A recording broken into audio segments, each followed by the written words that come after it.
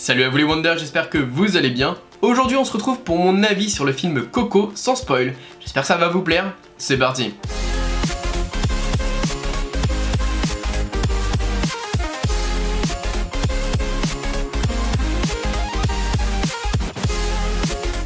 Avant de parler du film, faut savoir que je ne suis absolument pas fan, voire je n'aime pas du tout cette culture mexicaine. C'est quelque chose qui me refroidissait avant de voir le film.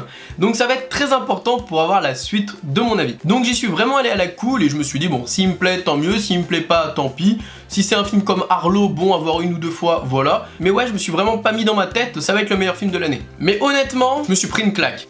Les personnages, le paysage, l'ambiance, l'effet visuel, l'animation, enfin franchement honnêtement, j'ai tout aimé et je vais vraiment en débattre un peu plus sur chacun des thèmes que je viens d'aborder afin de vraiment vous donner un peu plus de détails sans vous spoil. Les personnages, je pense que c'est la chose la plus importante dans ce film, c'est qu'il y a énormément de personnages, mais il y a un mais. Chaque personnage est vachement bien étudié.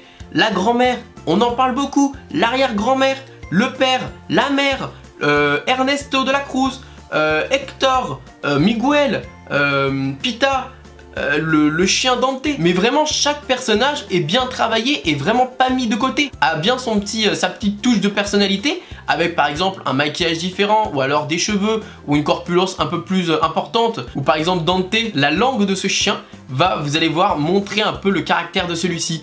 Je vais pas vous en dire plus pour vous dire comment est ce chien, mais vous allez voir, c'est vraiment sa langue qui va être un peu l'animation de celui-ci. Ou par exemple Pita, la lébriresque du monde des morts, qui vous allez voir beaucoup plus imposante et plus sérieux, et qui est un croisement avec un aigle et un jaguar. Ces deux animaux vraiment, voilà, on n'est pas là pour les embêter. Et vous allez voir tout de suite que ce personnage-là, c'est ce qui l'inspire. Et c'est vraiment à ce moment-là où ça m'a scotché, c'est que chaque personnage n'est pas mis de côté et on s'attache à chacun d'entre eux. Alors les paysages, bah ils sont beaux, hein. Les paysages sont beaux. Dans le monde des vivants, c'est vrai que c'est sympa. On est tout de suite dans un monde très espagnol, très Mexique. Voilà, c'est très... Voilà, on transpire le soleil, la bonne ambiance, etc. Et le monde des morts, waouh! Mais c'est juste magnifique, l'ambiance est super belle, enfin c'est bien travaillé. Alors faut savoir que comme c'est très sombre et très noir dans le monde des morts parce que c'est la nuit et que dans le monde des vivants c'est le jour, et bien c'était ça je pense le petit côté compliqué. Et bien pourtant c'est magnifique parce que la lumière qui apparaît à ce moment-là dans le monde des morts, elle est vraiment, elle est très bien travaillée et c'est ça qui rend le film encore plus beau. Avec par exemple la lumière qui sort des maisons ou encore avec les petites feuilles qui sont au sol. Là c'est je pense le côté artistique qui m'a le plus mis en... Le mouvement des feuilles avec la couleur qui brille, enfin le orange magnifique, franchement magnifique. Les alébriresques vraiment au top, l'animation des squelettes parfaite, enfin franchement c'est ouf. D'ailleurs faut juste savoir que quand un squelette est blanc et vraiment très blanc, c'est que c'est une personne très connue et vraiment reconnue dans le monde des vivants. Et si un squelette commence à vraiment devenir jaunâtre, bah là c'est que malheureusement ce squelette est un peu oublié dans le monde des vivants.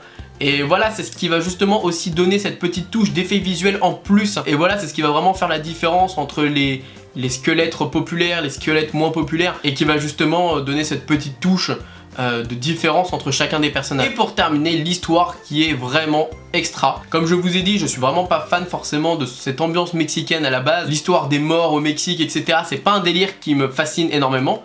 Mais pour le coup, c'est ce qui m'a justement le plus surpris, c'est que j'ai aimé l'histoire, j'ai aimé l'ambiance, j'ai aimé les personnages, j'ai aimé ce petit côté espagnol, mexicain, cette petite musique, latine, franchement, c'est ce qui m'a, je pense, le plus surpris. Donc voilà, allez-y comme moi, allez-y vraiment sans vraiment d'attente, sans vraiment espérer quelque chose d'extraordinaire et je pense que vous allez kiffer comme moi. Honnêtement, je vais revoir ce film parce que j'ai vu qu'il y avait énormément de caméos, de références, de clins d'œil à d'autres Disney et je compte vraiment vous faire une liste, vous allez voir les amis, al dente. Est-ce que j'ai pleuré durant le film? Non, pas du tout.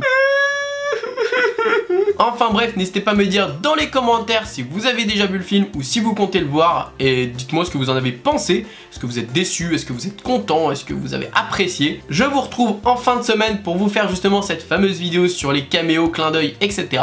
Je vous fais plein de bisous et comme d'habitude, n'oubliez pas que tout le monde a le droit de rêver, alors pourquoi pas vous?